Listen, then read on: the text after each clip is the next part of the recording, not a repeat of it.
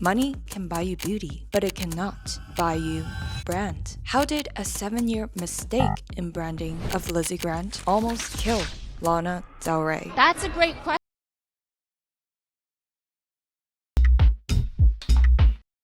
If there was someone born to be a star girl, it must be Lana Del Rey. Naturally a Hollister model, daughter of an award-winning millionaire marketer. A label deal at 20 years old, but somehow lucky and pretty privileged and a whole label team could not figure out how the hell to market Lizzie Grant. But you can after this video. As your marketing bestie who graduated top 1% UCLA Business Economics with a background in marketing, let's unlock the 6 branding secrets that turned a Lizzie Grant into the Lana Del Rey. Each gets more powerful than the last. But more importantly, how can you take inspo from her story and apply them to your dreams? Because branding is not about putting your name on a CD. Lizzie Grant did and had to pull them down. Oh geez, well, I mean, what can I say now? But the Lana Del Rey, as we know today, built a brand bigger than music. This is the reason for half your business, including mine. Was the sole reason I went to Coachella on a 2-day notice last year.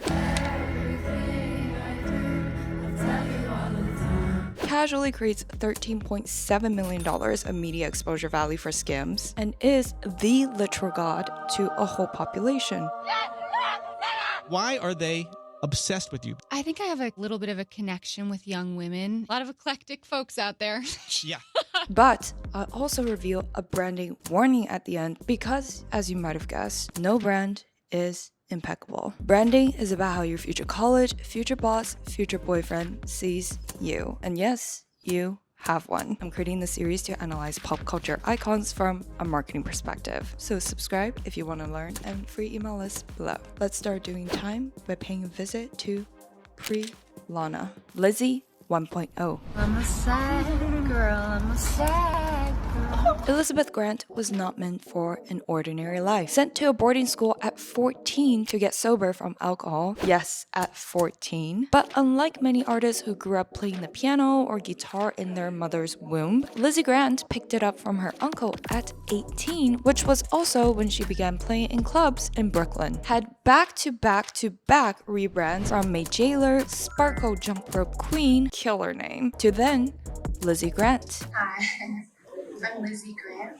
Can you imagine listening to Summertime Sadness from your favorite artiste, Sparkle Jump Rope Queen, or Lust for Life from a Lizzie Grant? It totally hits the same. Anywho, Lizzie Grant did get signed to a label and released a 3-track EP, Kill Kill. Is her unlucky girl syndrome finally about to end? No, not yet. Kill Kill got killed. And her first album, Lana Del Rey with the A, aka Lizzie Grant, in 2010, also got killed. Even after multiple rebrands, Lizzie Grant was still a flop. Was it the music's fault?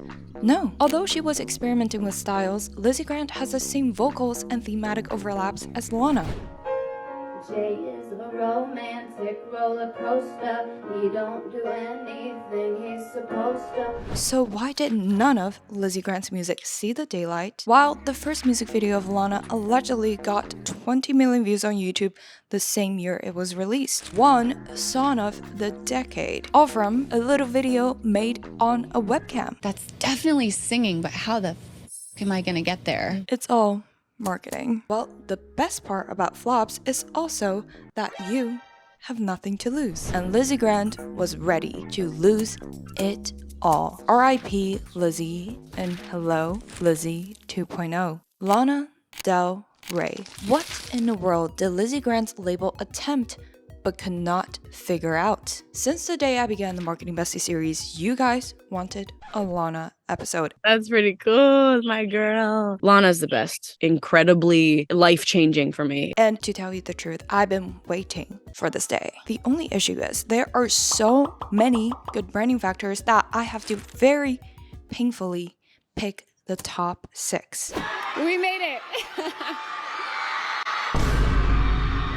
Just like if you ask me what is the one thing you can do right now to improve your brand, it'd be very hard to come up with one universal answer, but because I've actually been recently struggling with my own visual brand with a very scary acne breakout, I realized how the skin is one of the most underrated but universal part of visual branding. Imagine Lana's ethereal, sad, old Hollywood goddess image with acne scars. As a research geek and from my derm, I was looking for a non-invasive clinical light therapy treatment, but without the clinical fees and time wasted in traffic. That's how I found Cure, the world's first customizable LED mask. It has 3 modes: anti-breakout, pro-aging, and custom treatment, all through an app, clinically backed to improve firmness and skin texture, saving me from damaged acne skin. No matter how much you invest in your visual brand, in clothes, hair, makeup, if your skin is not healthy, it's like polishing a car without fixing the engine. Listen, even though it's only a small fraction of going to a clinical med spa, it is still an investment, which is why I asked your team multiple times if we can have an exclusive discount, so hopefully more of you can have healthier, radiant skin. For a limited time, the first 50 people to use the link in the description will get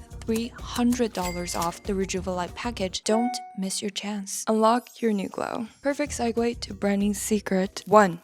Visual brand. In the digital age, no matter if the product is audio or visual, a brand needs a visual identity. And this was crucial for forgettable Lizzie Grant to become culture shaper Lana Del Rey. Starting with hair. Gone was a blonde that felt a bit washed out, and comes the unmissable fiery red ginger that became a staple for over 14 years. Your hair is your second face. Although Lizzie Grant has the pretty privileged foundation to be a Hollister model, the change in hair made her instantly recognizable. It is no coincidence how Ariana Grande's ponytail, Ice Spice's bright orange hair, Sabrina Carpenter's big blonde blowout all happened at the moments they went from kind of known to star status. But if we talk about visual branding, how can we not geek out about color? Just like how we identify Taylor Swift with red, Olivia Rodrigo with purple, Sabrina Carpenter with baby blue, it is such a simple but powerful branding strategy. For Lana, it is the blue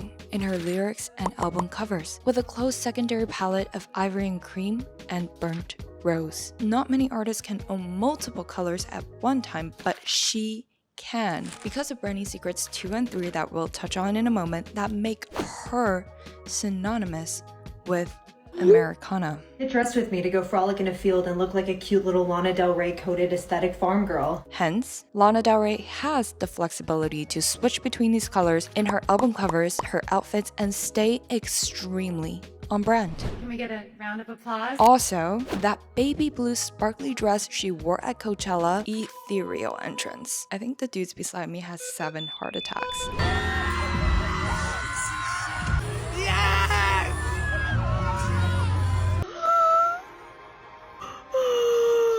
That's the power of a strong, memorable visual brand. But like I said, each branding secret gets more powerful. This visual brand is enhanced by second association. Let's first address the elephant in the room: the name change. The name Lana Del Rey was actually the start of her genius use of association. Inspired by actress Lana Turner, a symbol of old Hollywood glamour, the name also sounds exotic and reminiscent of the seaside. Every time you hear a Lana Del Rey song, you think of the ocean in Miami, Venice Beach, Mariners Complex, Ocean Boulevard. And every time you're by the ocean, you're reminded of Lana Del Rey. But it doesn't just stop here. Del Rey was inspired by the Ford Del Rey sedan, and is Spanish for of the king. Not a surprise, vintage cars are widely depicted in her songs, adding another reminder of Lana Del Rey in the daily. But what is more powerful to the mind is perhaps the way Lana crafts her world, with vivid imageries of cities most listeners are familiar with: LA, New York,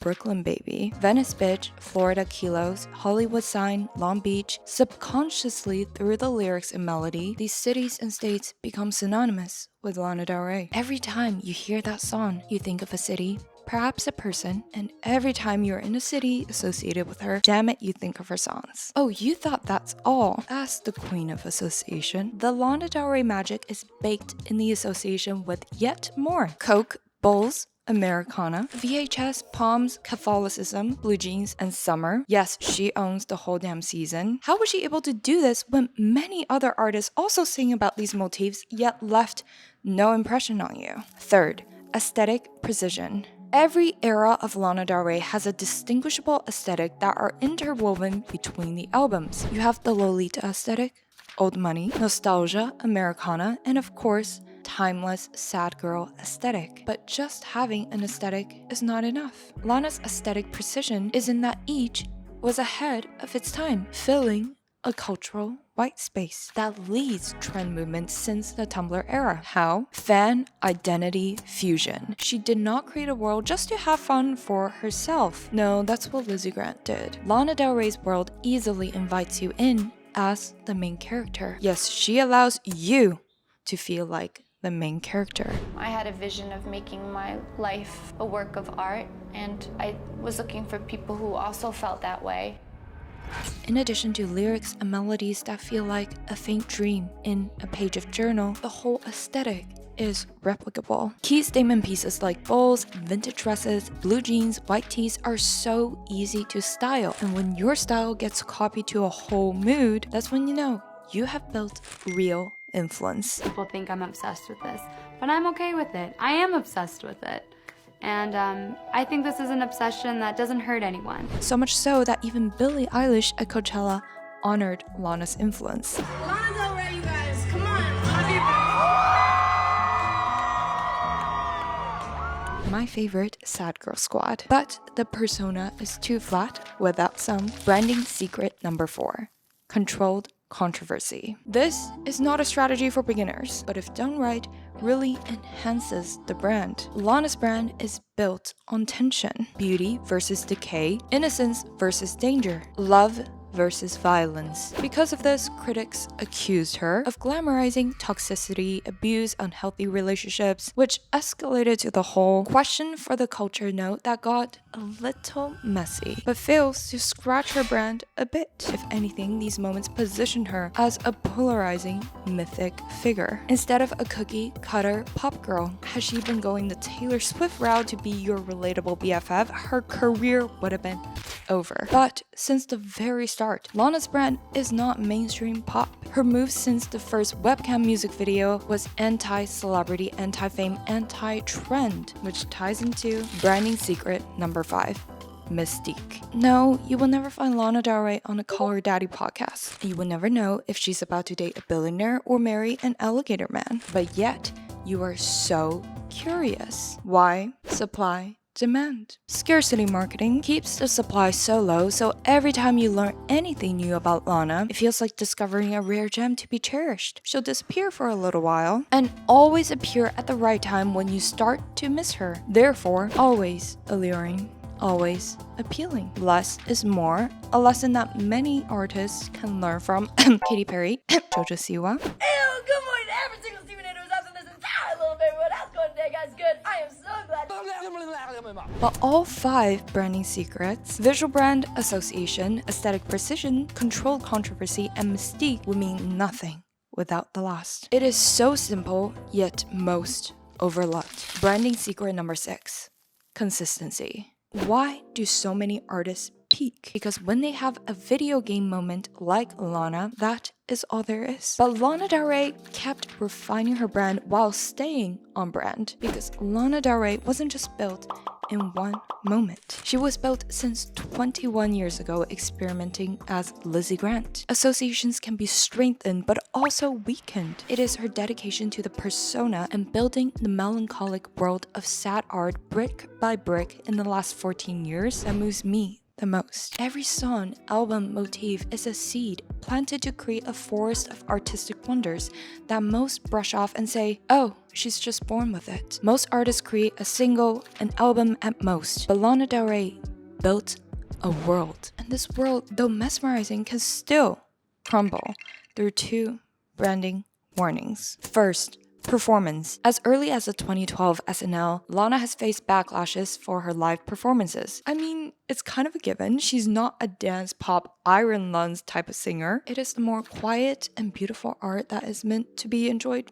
more slowly. While recent tour feedbacks described her as quote-unquote lackluster with abysmal low energy and a quote scam, which I think is an expectation issue and quite on brand with her mysterious, unpredictable woman image, what worries me more is actually second, the breaking of character. As much as Lana does a great job in not sharing too much of her personal life, some parts of it still bleeds through and breaks the character of the ethereal goddess. Honestly, very happy for her to find love and be married, but the honeymoon goddess shatters a bit when forever associated with an alligator tour guide from Louisiana. It just breaks the mystique and all the romanticization that points to a picture of the Great Gatsby and Lolita instead. Regardless, sometimes a sacrifice to the brand is worth it because life is too short to be lived. To protect the outside brand perception 24/7. But if you love the rebrand of Lizzie Grant to Lana Del Rey, follow the pod for more, give it a 5-star review. For email list, resources, all links are below. This is your marketing bestie, Zoe Unlimited. Episodes are available on all podcast networks, Apple, Spotify, YouTube. And if you like this episode, make sure to check out these other 2 I made